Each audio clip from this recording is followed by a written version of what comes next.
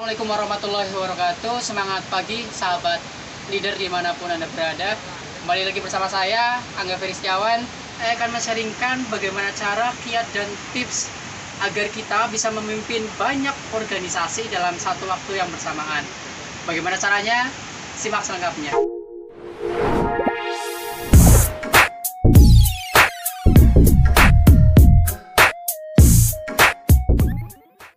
Saya ingin sharing terlebih dahulu tentang pengalaman saya di dunia organisasi.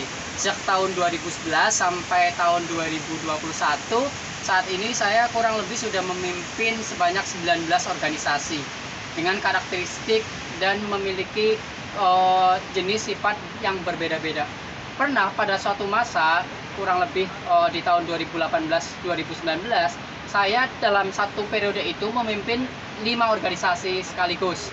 Ada One Day One Juice Banyumas, World Clean Up Day Banyumas, Lindungi Hutan Banyumas, Earth Hour Purwokerto, dan organisasi Karang Taruna Satria Garuda. Selain ini, saya juga menjadi pembina di beberapa organisasi, antara lain organisasi Uru Project dan organisasi dari kumpulan mahasiswa asli dari Kabupaten Banyumas. Hari ini saya ingin sharingkan kepada Anda bagaimana sih biar kita bisa memimpin banyak organisasi dalam satu waktu bersamaan. Yang pertama, itu kita harus memiliki komitmen yang tinggi, yang kuat terhadap organisasi. Artinya, sebelum kita mulai melangkah, kita harus membangun dalam diri kita sendiri untuk kita bisa komitmen terhadap apa yang akan kita lakukan. Jika kita siap untuk memimpin sebuah organisasi, maka semakin kita bisa memimpin banyak organisasi, 2, 3, 4, bahkan 5, maka kita harus semakin meningkatkan komitmen kita. Karena setiap organisasi itu pasti memiliki tujuan dan juga jenis kegiatan yang berbeda-beda. Maka komitmen ini sangat penting, dan pastikan satu komitmen yang menguatkan saya dulu bahwa ada sebuah hadis dari Nabi Muhammad SAW yang berisi artinya sebaik-baik manusia adalah manusia yang bermanfaat bagi orang lain. Dari situ saya mulai komitmen totalitas berorganisasi sejak 2011 sampai 2021. Maka dari itu adalah semangat yang akan membuat komitmen saya lebih kuat, lebih yakin, dan lebih siap untuk menghadapi kepemimpinan di setiap organisasi yang berbeda-beda. Itu yang pertama. Kemudian yang kedua, setelah kita memiliki komitmen yang kuat, yang paling utama adalah terkait manajemen diri. Manajemen diri ini meliputi banyak hal, mulai dari manajemen waktu, prioritas kegiatan, manajemen organisasi, dan sebagainya. Kita awali dari manajemen diri. Kita harus mulai mengatur kepentingan pribadi kita dengan kepentingan organisasi. Kita harus memiliki jadwal yang memiliki skala prioritas, yang biasanya saya masukkan ke dalam 4 kategori skala prioritas. Nanti akan saya sharingkan khusus skala prioritas ini di video saya yang lainnya. Kemudian cara lainnya adalah saya harus bisa membuat to-do list atau to achieve list yang saya lakukan setiap malam, sehingga saya tahu kegiatan-kegiatan apa yang saya lakukan baik secara harian, mingguan, atau bahkan bulanan.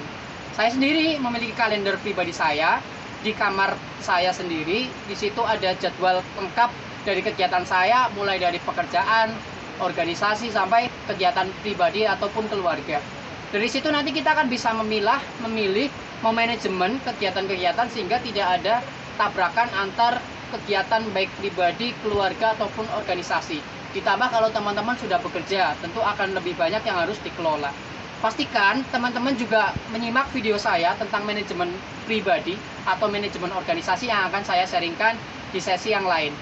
Nah, itu sudah 2 tips. Dengan 2 tips ini, teman-teman akan sangat maksimal. Teman-teman akan bisa mengelola dengan baik. Ditambah 1 tips terakhir dari saya, yang ini bisa kita praktekkan karena kita memiliki hak di posisi kepemimpinan kita. Dan ini adalah hak istimewa yang bisa kita lakukan, yaitu terkait kolaborasi, sinergi dari komunitas. Kita memimpin banyak komunitas. Contoh, saya dulu memimpin 5 organisasi dalam satu masa sekaligus.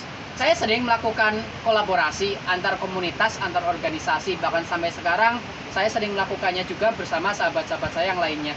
Dulu saya waktu menjabat di beberapa organisasi yang saya pimpin ini seringkali saya leburkan dalam satu kegiatan yang bersamaan karena memang mereka memiliki program yang sama di bulan yang sama. Nah, daripada ini bergerak sendiri-sendiri, akhirnya coba saya tawarkan ke teman-teman pengurus dan mereka ternyata welcome positif. Karena kita sadar betul bahwa kolaborasi, sinergi akan lebih meningkatkan kekuatan dari program kegiatan yang kita lakukan. Kita akan semakin meluaskan program kegiatan kita akan semakin meningkatkan kualitas program kegiatan kita, dan kita akan semakin menambah banyak pengalaman kita dengan cara lintas komunitas berkolaborasi dan bersinergi. Nah, itulah 3 hal yang ingin saya sharingkan, bagaimana cara agar rekan-rekan sekalian bisa maksimal memimpin banyak organisasi dalam satu waktu. Yang pasti teman-teman tidak boleh membenturkan kepentingan antar organisasi yang berlandaskan kepentingan pribadi. Buatlah opsi, jangan memaksa, apalagi jangan sampai menginstruksi. Karena kita sebagai leader bukanlah memerintah, tapi justru kita sebagai pelayan. Kita adalah servant leader. Maka dari itu, seorang pemimpin harus bisa mengetahui, harus bisa melayani bagaimana pengurus dalam melaksanakan setiap program kerjanya. Semoga teman-teman bisa memimpin organisasinya dengan baik. Jika rekan-rekan ingin mendapatkan banyak sekali pengetahuan tentang leadership, tentang manajemen diri, tentang manajemen waktu dan sebagainya, silakan bisa cek di YouTube saya, Angga Ferry Setiawan. Di situ saya akan sharingkan setiap harinya tentang tips trik bagaimana kita mengelola diri, bagaimana kita mengelola organisasi, dan bagaimana kita bisa meningkatkan kapasitas baik di lingkungan pribadi, lingkungan keluarga, lingkungan organisasi, ataupun di lingkungan dunia pekerjaan. Terima kasih teman-teman, tetap semangat, jadilah pribadi leader yang selalu menginspirasi, karena Indonesia membutuhkan Anda untuk memimpin dunia kita saat ini. Tetap semangat, tebarkanlah manfaat, dan teruslah berkarya untuk Indonesia. Salam leader. Assalamualaikum warahmatullahi wabarakatuh. Sampai jumpa di video saya selanjutnya.